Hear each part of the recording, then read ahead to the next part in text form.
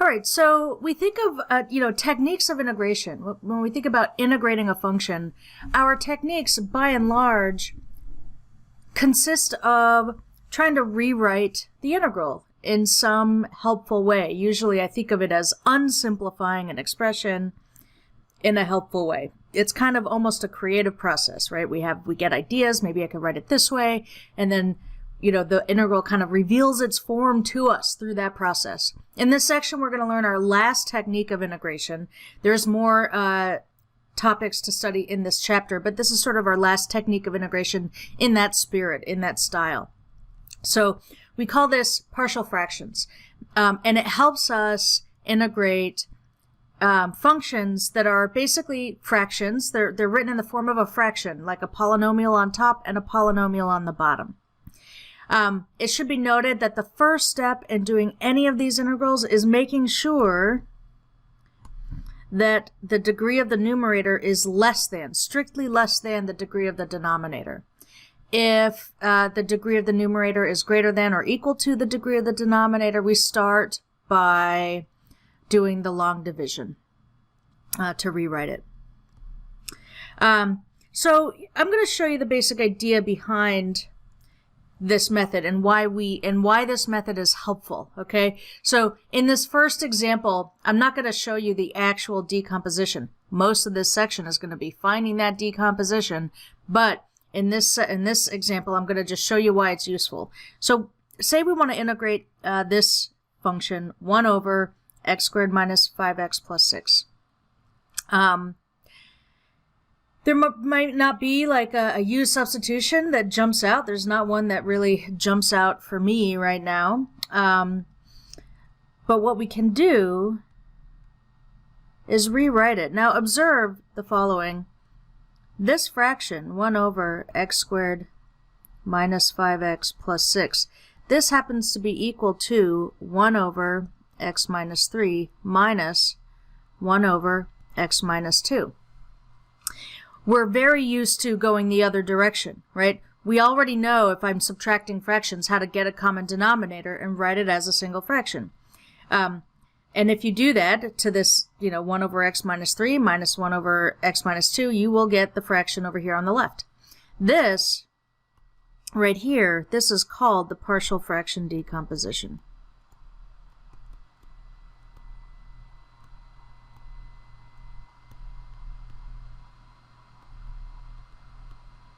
That's the partial fraction decomposition of the fraction we started with. Now, to see why being able to get this partial fraction decomposition is helpful, we're pretty much there. We could rewrite this integral, right? So here's the integral we start with.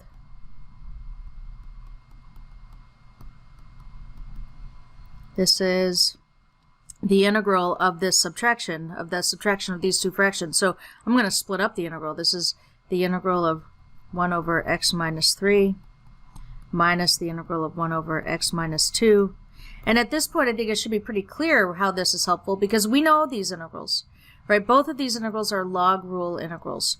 So the first one is ln of absolute x minus 3 minus ln of absolute x minus 2 plus a constant. You could leave it that way, or you could use the properties of logs to rewrite the subtraction of two logs as a single log.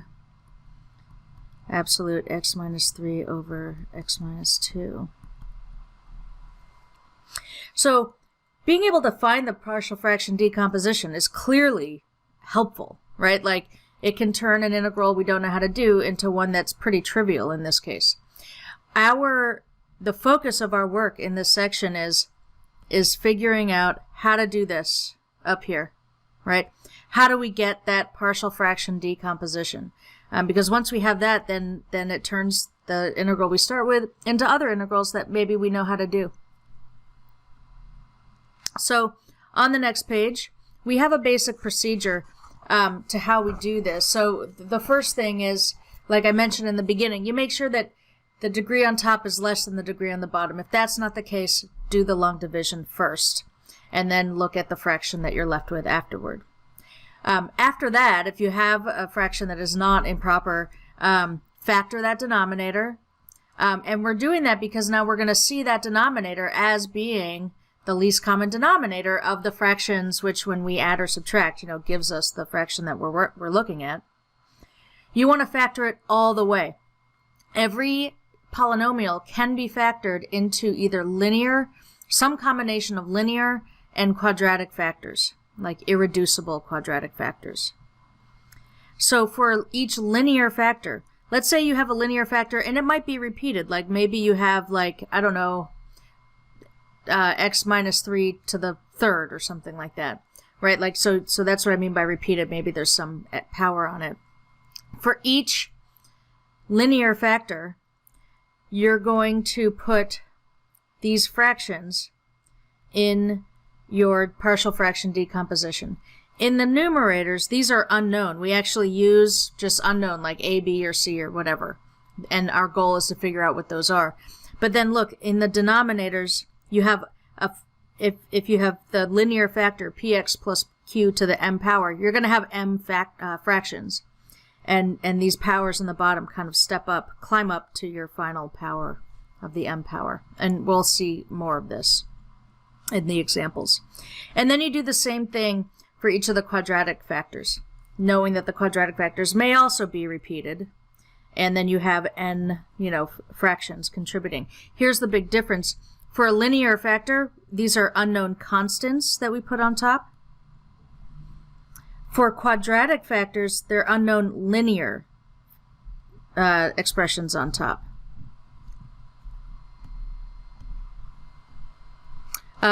So that's how you set yourself up. And then the rest of it is just a whole bunch of algebra. So you get you multiply both sides by your LCD to clear denominators. And then figure out what those unknown factors will be. And there's a couple of different approaches to that process. We're going to just start with an example. So we start by factoring the denominator. So we could take out an x, and then x squared minus 1, that'll factor further. So this is x minus 1, x plus 1. Now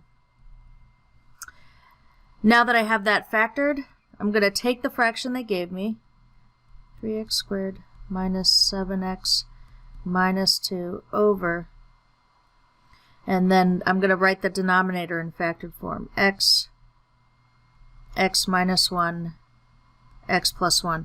Note that the denominator factored into distinct linear factors. Like there's no repeated factors. They're all linear factors to the first. So each of those factors, I'm going to have a single fraction that's going to be contributed to the partial fraction decomposition. I'm going to have some unknown constant over x plus some other unknown constant over x minus 1 plus another unknown constant over x plus 1. Now, our next step, so here's the setup, right? So here's just how we set it up. The rest, we're going to do some algebra and figure out what A, B, and C are. And we start by clearing denominators. We're going to multiply both sides, all terms, by x minus 1, x plus 1.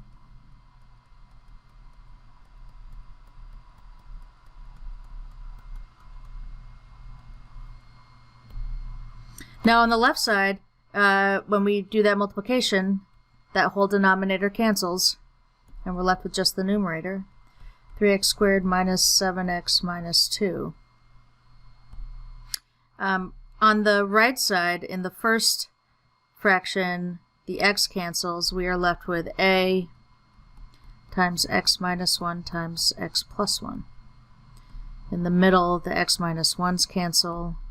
We're left with b times x plus 1.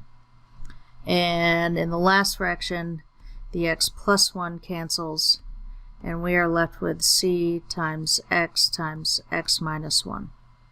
This is what we call the basic equation in the last page. So back here when we were looking at these steps, that's what we call the basic equation here. Now, in some cases, and especially in these cases with distinct linear factors, you can always get these unknowns just by kind of plugging in some convenient values of x. If this is true, if this equation is true, then it's true for all values of x. So that means it would be true when x is equal to 0. If x is equal to 0, let's see what this equation turns into. On the left side, we get -2. On the right side, if x is 0, note that the last two terms will zero out because they both have factors of x, right? So if x is 0, those will go away, and the only thing that we have is a times, let's see, 0 minus 1 is -1, 0 plus 1 is +1. So now this is a really simple equation to solve. Right away we can figure out that a must be equal to 2.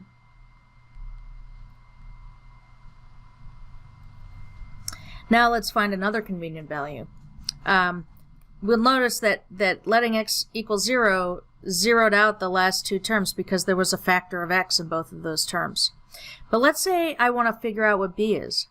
Note that both the a term and the c term have factors of x minus 1, and the b term does not. So that means that if we let x equal +1, then that will zero out the a and c terms and leave us with that b term. On the left side, if x is equal to 1, the left side is, what, 3 minus 7 is -4, minus 2 is -6.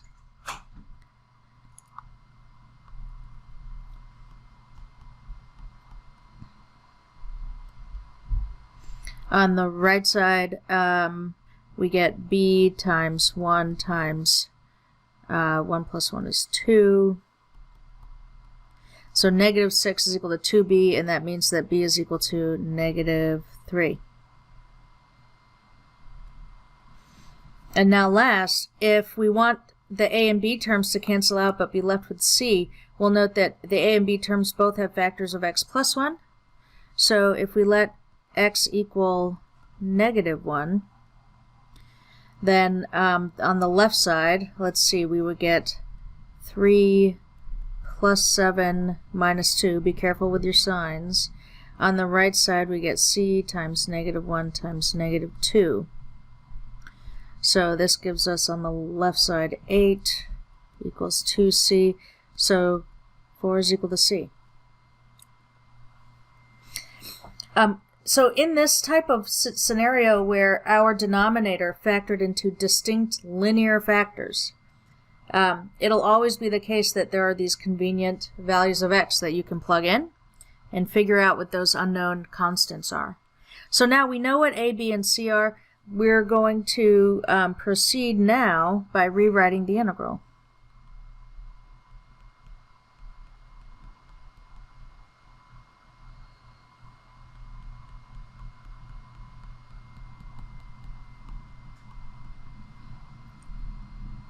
So this is now 2 over x plus -3 over x minus 1 plus 4 over x plus 1. And now we're going to go ahead and split up these integrals, and I'm also going to drag out those constant factors. So we have 2 integral 1 over x dx. Let's see, this will be a -3 integral 1 over x minus 1 dx plus 4 integral 1 over x plus 1 dx. All three of these integrals now are simple ln rule integrals. So we get 2 ln absolute x minus 3 ln absolute x minus 1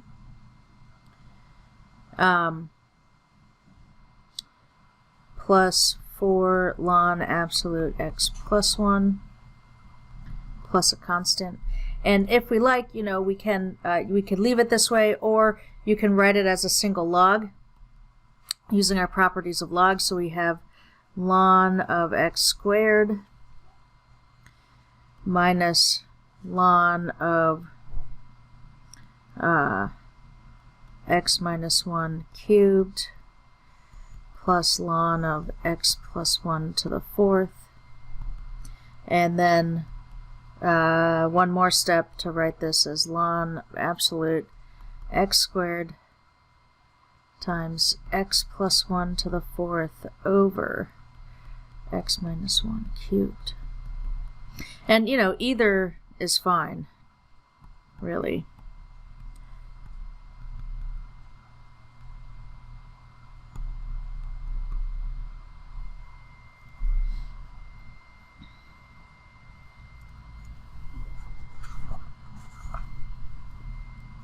Okay. Let's try another.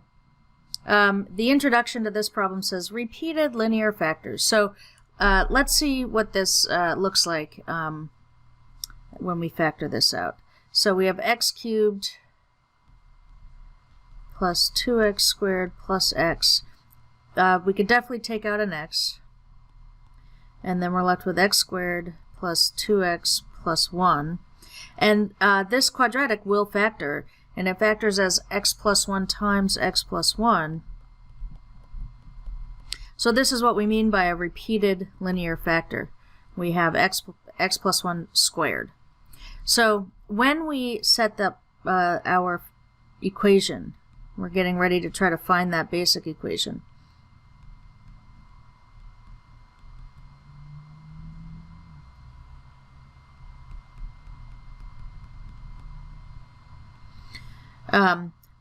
Let's see, I'm going to have a single fraction for the factor of x, because that's just x to the first, so some constant over x. Now, because I've got x plus 1 squared, I'm going to have two fractions in this partial fraction decomposition. I'm going to have some unknown constant over x plus 1 plus another unknown constant over x plus 1 squared. Now we're going to multiply through by the LCD, which is x times x plus 1 squared.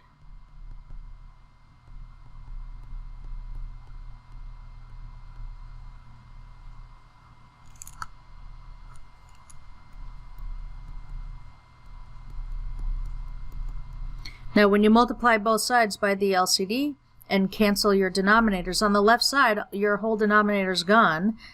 We get 5x squared plus 20x plus 6. That'll always be the case. The LCD is always ends up being this denominator on the left side. For the first fraction, the factor of x will cancel, and we'll be left with x plus 1 squared times a. In the middle, we have, of course, that factor of b. One of the x plus 1s will cancel.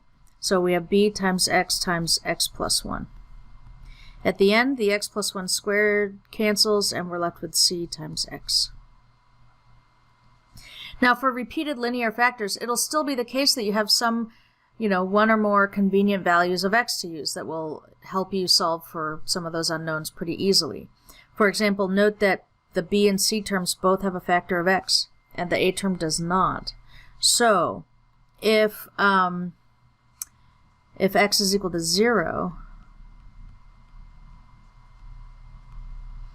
on the left side we have 6. On the right side we have a times 1 squared, and then the b term and the c term 0 out. So we get 6 is equal to a.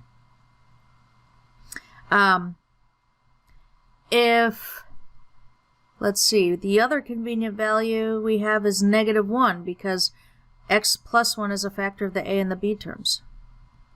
So if x is equal to -1,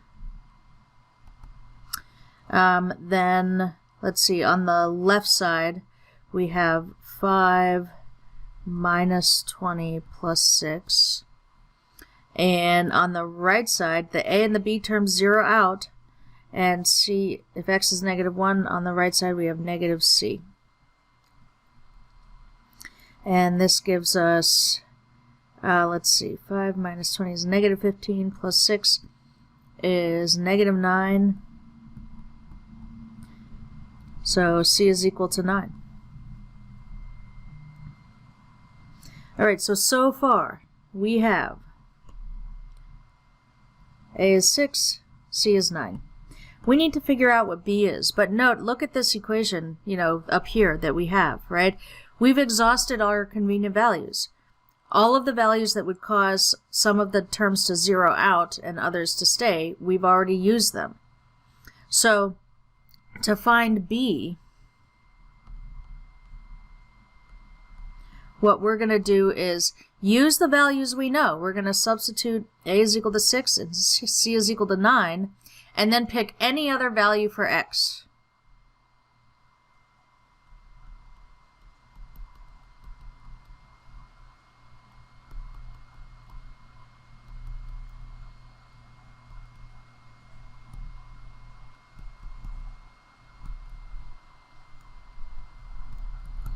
I like to keep, you can pick any value for x that you want that you haven't already used.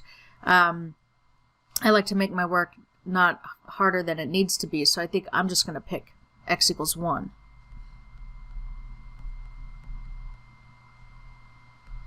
If x is equal to 1, then on the left side we have 5 plus 20 plus 6. A is equal to 6 times, let's see, if x is 1, that's 2 squared. B, we don't know. X is equal to 1, so that looks like that. And we know that c is equal to 9 times 1.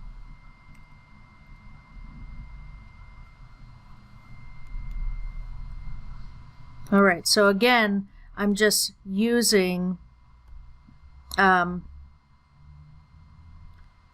just plugging these values in, and then we're letting x equal 1, so I'm plugging that in here to end up with this equation.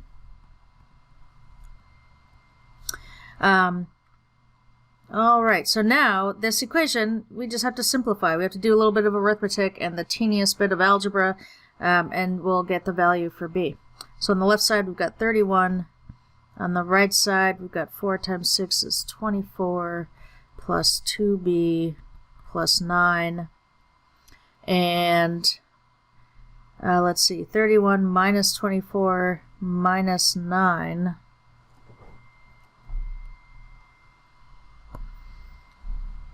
For me, right now, this is pretty early in the morning when I'm recording this, so I'm not trusting my mental arithmetic that much. I'm going to go ahead and just punch it in. 31 minus 24 minus 9. Negative 2. So negative 2 is equal to 2b, and that means that b is equal to negative 1. All right, so we have all three of our unknown constants that go on top of those fractions, and now let's rewrite the integral.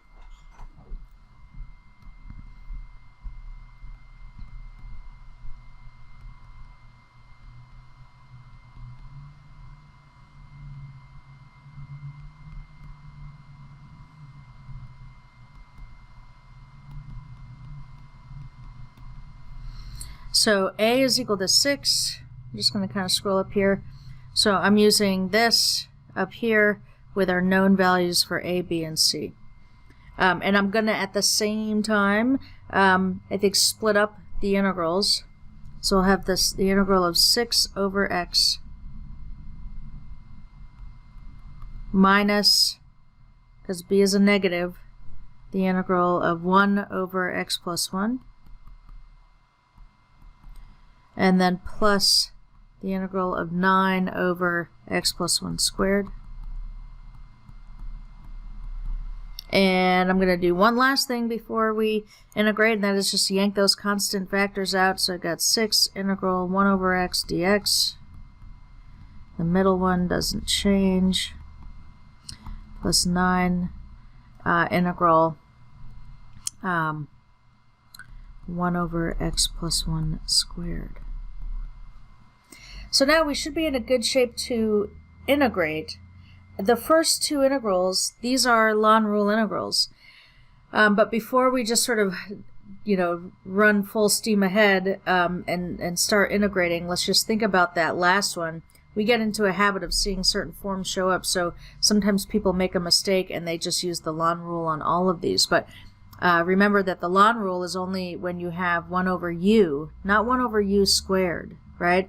So since this is an x plus 1 squared, I'm going to rewrite these integrals one more time. The first two will stay the same.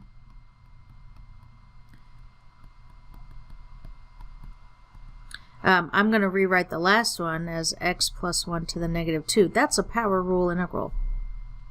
So it's pretty simple to integrate both, both the middle and the last ones are, you use u equals x plus 1, and you don't even need any constant factors, and the substitution works seamlessly.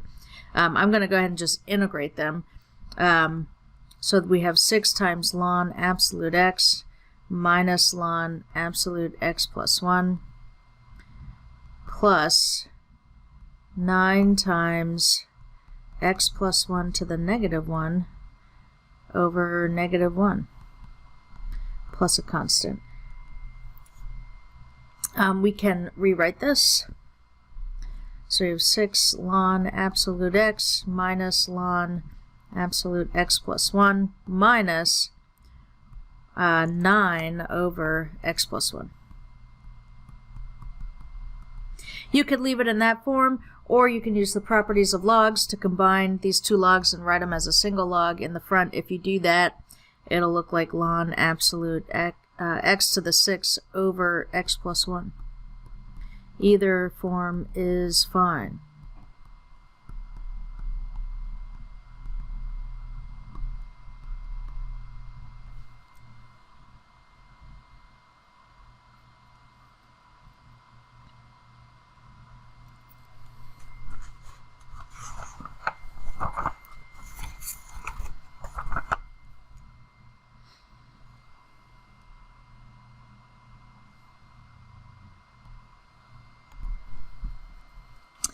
Alright, so in this next example, here's our first case where we end up with some irreducible quadratic factors. So the denominator is already factored a little bit for us. We can go a little further.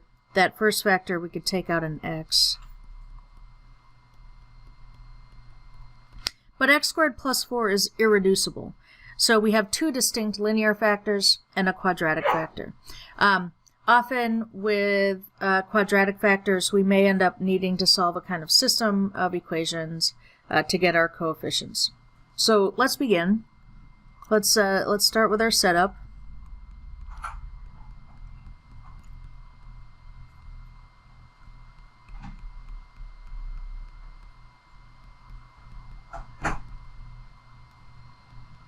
So I have two distinct linear factors, so I'm going to have an unknown constant a over x, some unknown constant b over x minus 1, and then for a quadratic factor, we have to have a linear expression on top.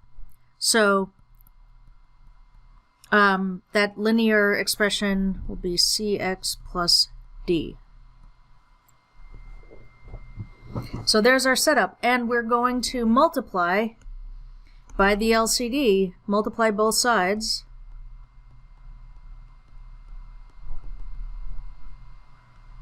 By the LCD, which is, of course, that denominator on the left side.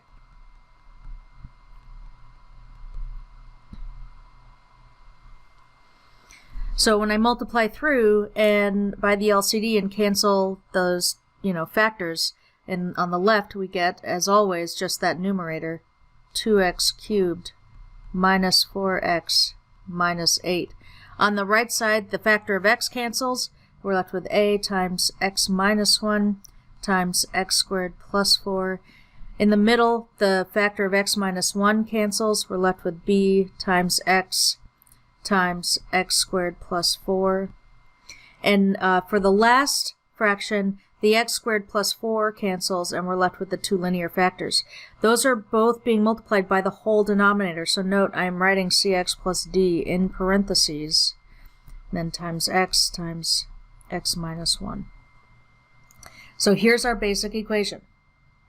Now, after we have our basic equation, usually I kind of just hunt for trying to see if there are really convenient values that I could find. And there are a couple of convenient values. Note that both the middle and the last term have factors of x, and the first term does not. That means that if I let x equal 0, I'll be able to solve for a.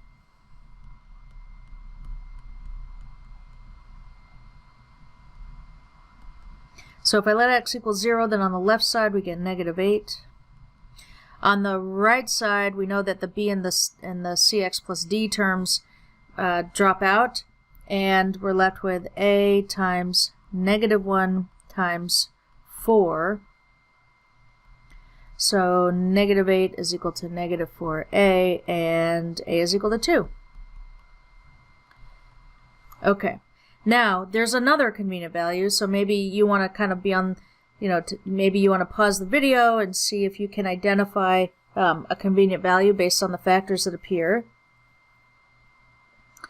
I notice that both the first term and the last term have factors of x minus 1, and the middle term does not. So that means that if we let x equal 1, we can use that to solve for b.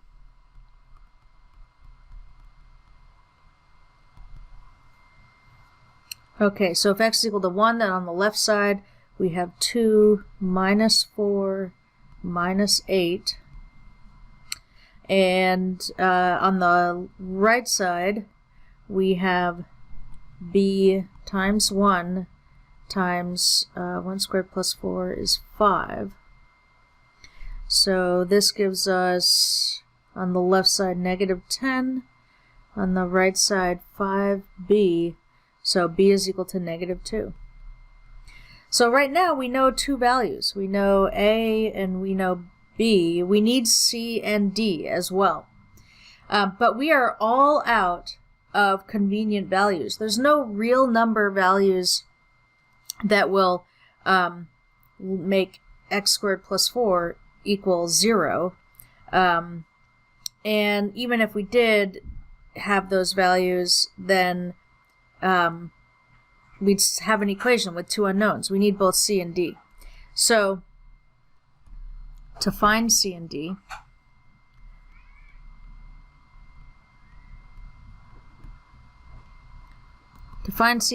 what we're going to do is plug in the known values we have for a and b.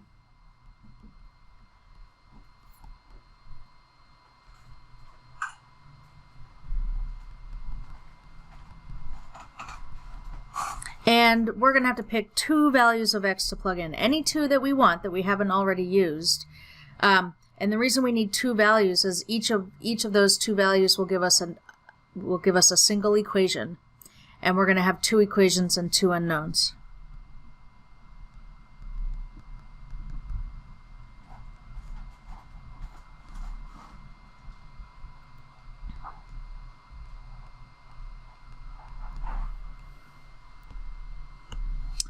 All right, so let's begin. If x is equal to, I guess I'll pick -1, then let's see what that gives us. We get on the left side, let's see, -1 cubed is -1, so we have -2 plus 4 minus 8. On the right side, a is equal to 2. Let's see, x minus 1 is -2, and then that's times 5.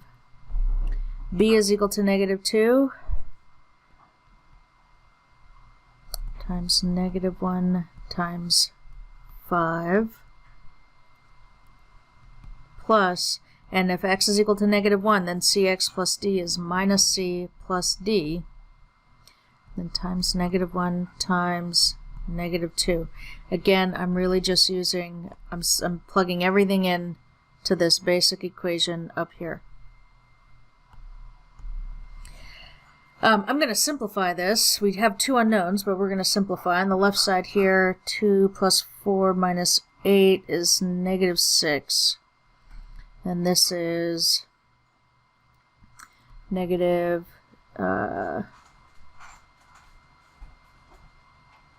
20 plus 10, and then that'll be plus 2 times negative c plus d. I'm going to throw everything, all the constants on the left side, so I'm going to add 20 and subtract 10, and that gives us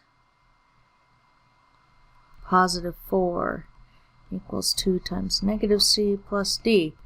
And I'm going to just rewrite this. That means that negative c plus d is equal to 2. I'm going to just kind of put a pin in this, set that aside. Now I'm going to come up with another equation, and I guess I'll just pick x equals 2.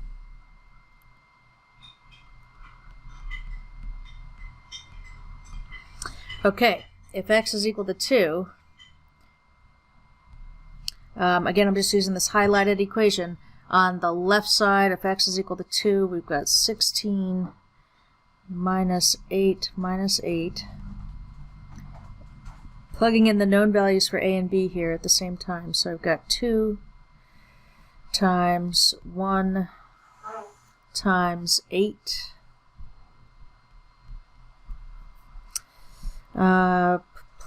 Let's see, this will be plus negative 2 times 8, and then plus cx plus d becomes 2c plus d times 2 times 1. Now I'm going to simplify this equation, get another equation with c and d in it. So we have here on the left side 0 equals 16 minus 32 plus 2 times 2c plus d, and that's negative 16 plus 2 times 2c plus d. So this gives us 16 equals 2 times 2c plus d, and if we divide both sides by 2, we find that 2c plus d is equal to 8. So here's our other equation. So now, I'm going to just scroll over here a little bit.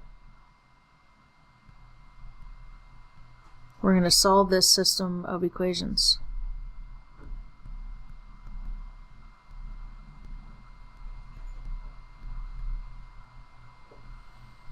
So 2c plus d is equal to 8.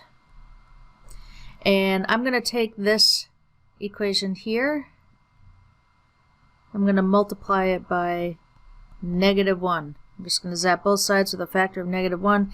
That gives us c minus d equals negative 2. And I'm doing that because then when I add these equations together, those d terms cancel out. You could use, of course, your favorite method to solve a system of equations. Substitution will work just fine. But here we get 3c equals 6. So c is equal to 2.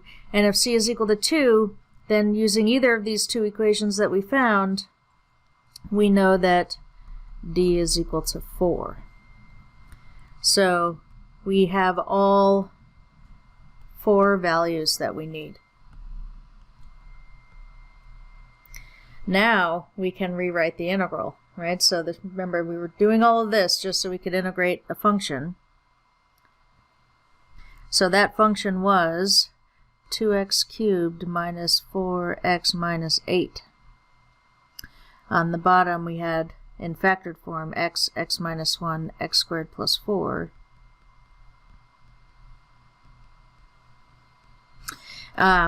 Let's see, a was equal to 2, so this ends up being, when we plug our known values into our equations, our fractions up here, that becomes 2 over x minus 2 over x plus 1 plus, and then c is 2 and d is 4, so that's 2x plus 4 over x squared plus 4. We can rewrite this. I'm going to split up the integral over addition and subtraction, and I'm going to yank out some constant factors, and I'm also going to split up this last one. I'm going to split this up over that addition. I'm going to split up the fraction over the addition in the numerator. So this now can become 2 times the integral 1 over x dx minus 2 times the integral 1 over x plus 1, or x minus, that was x minus 1, not x plus 1.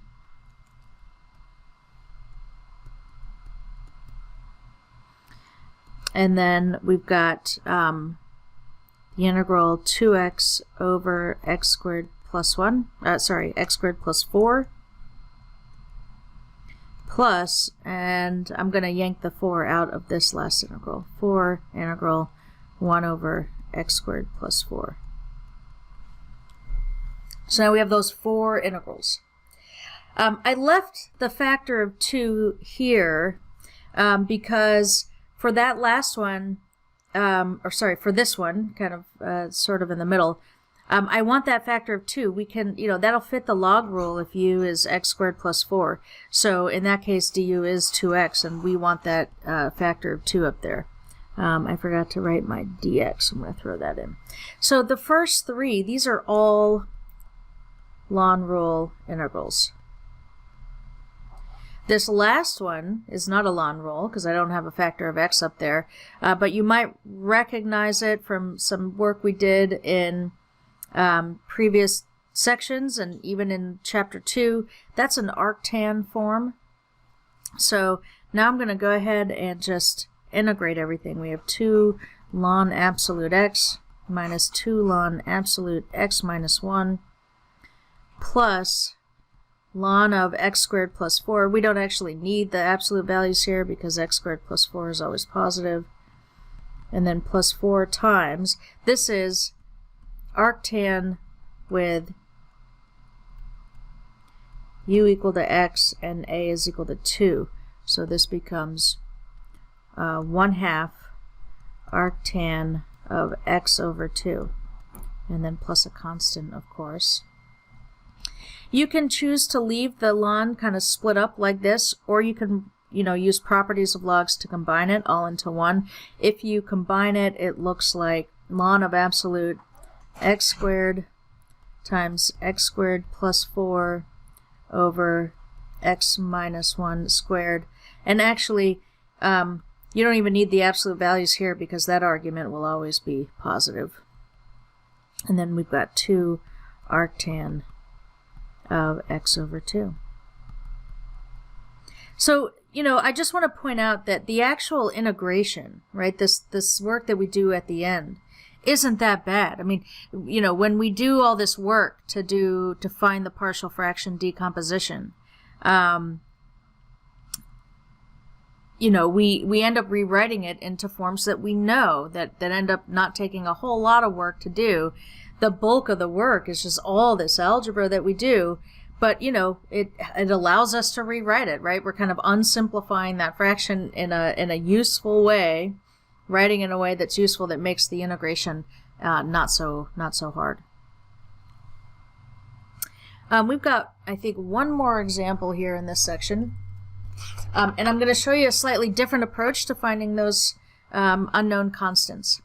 So here we have an example with repeated quadratic factors. So x squared plus 2 is irreducible. That doesn't factor, and it's squared, so I've got 2 of those factors. So this is already factored. We don't need to go to do that ourselves.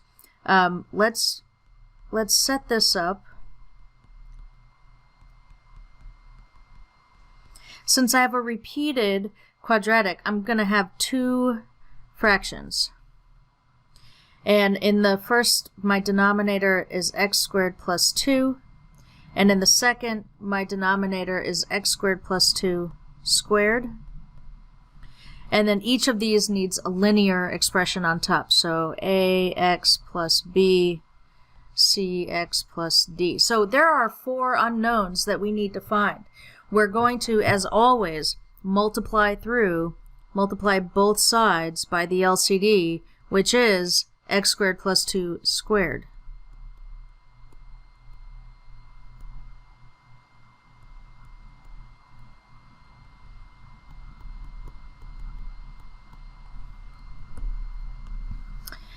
When we do that and do our canceling, on the left side we get ax cubed plus 13, plus 13x rather. In the middle, on the right side, our first term, one of the x squared plus 2 factors cancels, but we're left with one factor, so we have ax plus b times x squared plus 2. And for the last term here on the right side, the x squared plus 2 squared factors, and we are just left with cx plus d. Now, you might notice, just looking at this, there's no real convenient value of x to plug in. There's no low-hanging fruit, I would call it. There's no value we plug in where we just say, oh, if I plug this in, then I immediately get this value. And we can still plug in, say maybe find 4 values for x and come up with, a bunch of equations, right, to solve. But sometimes this other technique will work. We call this the method of undetermined coefficients, and it starts with having us expand out the right side. So I'm going to multiply that all out. Let's FOIL out the ax plus b times x squared plus 2, and when we do that we get ax cubed plus 2ax plus bx squared plus 2b, and then plus cx plus d. And now I'm going to gather like terms. So I've got ax cubed plus bx squared, but then I have some like terms here. I've got 2ax and cx, so my coefficient on x on the right side is 2a plus c times x. And then we have a couple of constant terms, 2b plus d. Now we don't need to put the 2b plus d in parentheses, but I'm doing it just so I think of that as a single constant term on the end. Now on the left side I'm going to rewrite this, and I'm going to include the missing terms. And what I mean by that is, there's no x squared term, so I'm going to write it as 0x squared. And we have 13x, and there's no constant term, so I'm just going to write that as plus 0. And the reason I'm doing this is because if these two expressions are equal, then that means that I have, this cubic expression on the left has to be equal to the cubic expression on the right. That means that the coefficients on the powers of x have to be the same. So, for example, a has to be 8, because that's the coefficient on x cubed. And b has to be equal to 0, because that's the coefficient on x squared.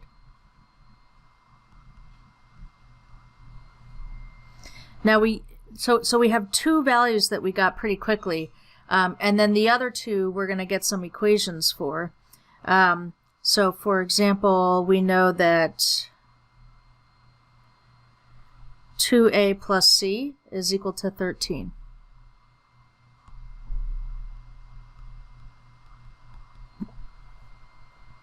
And we know that 2b plus d is equal to 0. So let's take these one at a time. The one that I wrote in blue here, 2a plus c is equal to 13. We know that a is equal to 8. So that tells us that 16 plus c is equal to 13, and so c has to be equal to -3. Over here in green, the last one, 2b plus d is equal to 0. We know that b is equal to 0, and so that means that d has to also equal 0. So now we have all 4 unknowns. So let's rewrite this integral.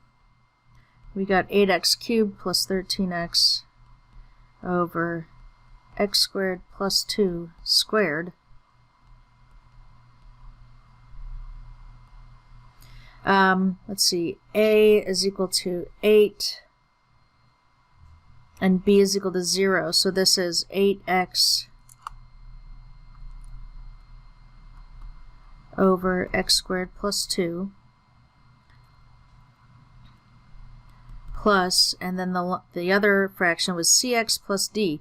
So this is a negative 3x plus 0. So it's just negative 3x over x squared plus 2 squared.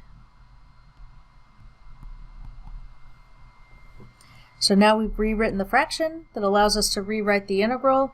Let's go ahead and split this up. And I'm also going to yank out coefficients, but I'm not just going to pull out the 8. You know, like if I look at 8x over x squared plus 2, that's a general form of like the log form, right? Because the derivative of x squared is 2x, and I do have a multiple of x up there, but I'm going to take out a factor of 4 and leave a factor of 2.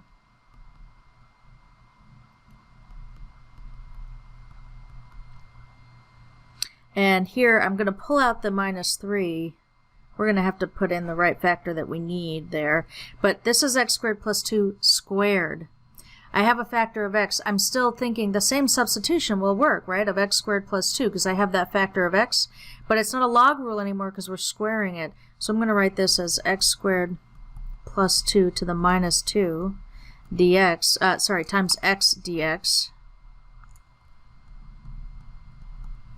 I need a factor of 2. And then divide by 2 outside.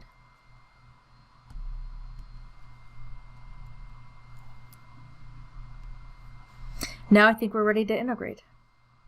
So we've got 4 ln of x squared plus 2. We don't need the absolute value signs here. You can certainly use them if you like, but x squared plus 2 is always positive. Then we have minus 3/2 times. This will be using the power rule. X squared plus 2 to the minus 1 over minus 1. So that's the same as multiplying by minus 1. And now we're just going to simplify a little bit.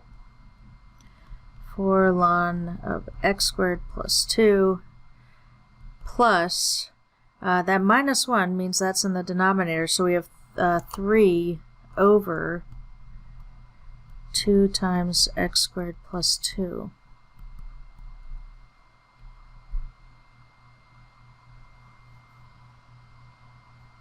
All right.